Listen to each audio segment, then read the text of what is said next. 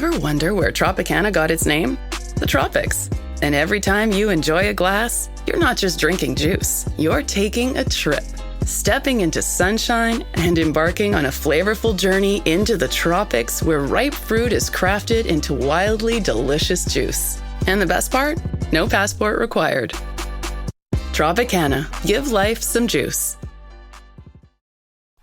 Hello everybody and welcome back to my podcast, Esme's Country Life. Today we have another midweek mini pod or podlet where I'm going to be talking to you about one of my first lone ponies, Lola, who I actually used to do showing with. But anyway, before we begin, I just want to say a huge thank you to the sponsor of the podcast, Red Post. Red Post is an equestrian and country store based in the UK and they also ship all over the world. So if you're competing this year, you're showing this year, maybe you need to top yourself up with hoof oil, maybe you need to get some more plaiting bands. I know the proper showing people use like a little needle and thread.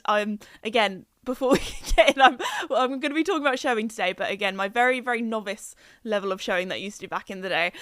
Maybe you need a new show jacket. Maybe you need a new hairnet, because that is one thing. I find a lot of my hairnets now, they're looking a little scrappy. They've been well loved over the years and probably have some holes in. But anyway, to stock up on all of your showing or competing needs, go and get them at redpostequestrian.co.uk. Anyway, let's get into today's podcast episode. So some of you might not know this, but I come from a completely non-horsey family. So most people, I feel like in the horse world, get into it through a family member, normally their mum. But yeah, none of my family, not even, my great aunt or uncle, like that kind of thing, are horsey. So for me, I was very, very lucky that I got into horses through a local riding school. It was really, really lovely riding school. They taught me like care side of horses as well as how to ride as well, which I think is so important.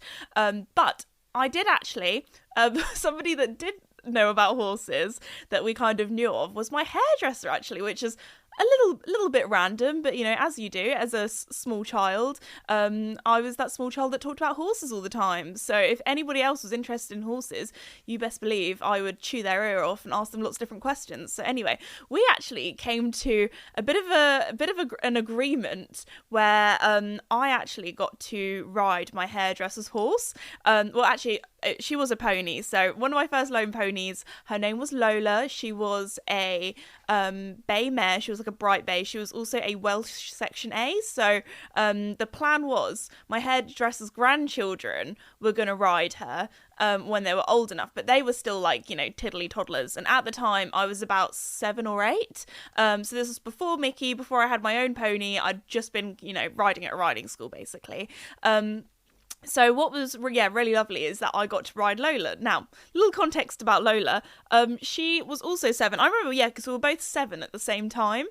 So she was a bit of a younger horse, hadn't really done much. So what was I? I was the sacrifice, guys. I was the guinea pig child that in return for riding Lola for free. So yeah, this is obviously like a little bit of a red flag. If you get given a ride on a horse for free, there's normally a reason, and that reason was I was the sacrifice. So anyway, not gonna lie, I did fall off quite a few times, but I'm very, very grateful. Learned a lot, really appreciated having her. She was such a pretty mare as well. So I actually did some of my first ever shows on Lola as well. Now these were little kind of local shows. I did quite a few of them. Most of them I was still on the lead rein. So because obviously I was a small child, but I was so grateful to have my hairdresser, take me to the shows, take Lola to the shows, help me with getting dressed and that kind of thing. Because if anybody has gone into the show world without somebody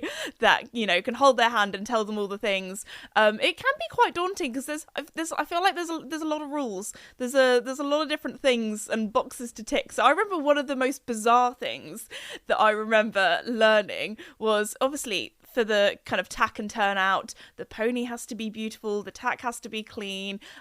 Me as a child, I had to be clean as well, which, 7-year-old Esme, any excuse to get dirty, she would get dirty. Even actually today as an adult, I am that person where if I am wearing like a white dress and I'm eating something with tomatoes, you best believe I am like I have to really fully use my whole brain capacity to make sure I don't spill something down myself. Anyway, so I remember the one thing that like really I was like, wow, this is like, this is proper, was I got like legged up onto Lola.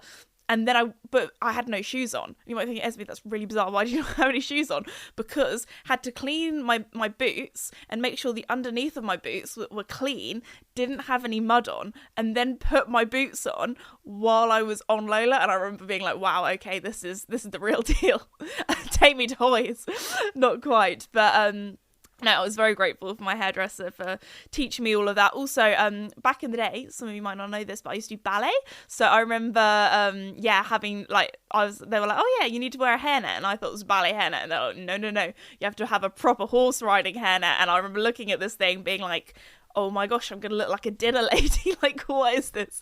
So those are some definitely fond memories of my first kind of time competing. But if you want to get into showing, there is actually a friend of mine has begun it's called the Friendly Showing Society, because obviously all of those like little details, all those little things I didn't really know much about, and I was so grateful to have my hairdresser or my old hairdresser to kind of help me through the way. So if you want to get into showing, then look up the Friendly Showing Society. They do lots of really lovely friendly shows where everyone's really supportive, it's really inclusive. If you want to know more about showing, then I'm sure there's going to be so many people that can help you, give all the information that you need, because I do understand, like, coming from a non-horsey family, like going into the horse world, obviously I've been in it for a long time, not like 20 plus years, but yeah, when I first started, it can feel like, oh my gosh, there's so much that you need to know. And I guess nowadays we do have the internet, which makes things easier, but there's just like little things like that, like me having to put my boots on while I was on a horse, that I was thinking, oh my gosh, if I would have not had a Scooby-Doo at all. So anyway, I have lots of fond memories of doing showing with Lola. Yeah, as I said before, a lot of them I was kind of on the lead rein. I remember one of my first ones off the lead rein, though. You can kind of remember this like little village show. There was this one girl on a pony, and it was obviously her first time off the lead rein as well, because her pony Spooked went charging at Lola and I remember coming off because somebody's horse basically ran us over. So I remember getting a little special rosette though, which was lovely, because I was quite sad that I fell off, because obviously I wasn't going to place because I fell off. I was probably eliminated. So, but no, and then also I remember going to these little village shows and having so much fun, just, feeling like a proper rider, doing like my first like proper show. We did some like gymkhanas back in the day as well, which was great fun.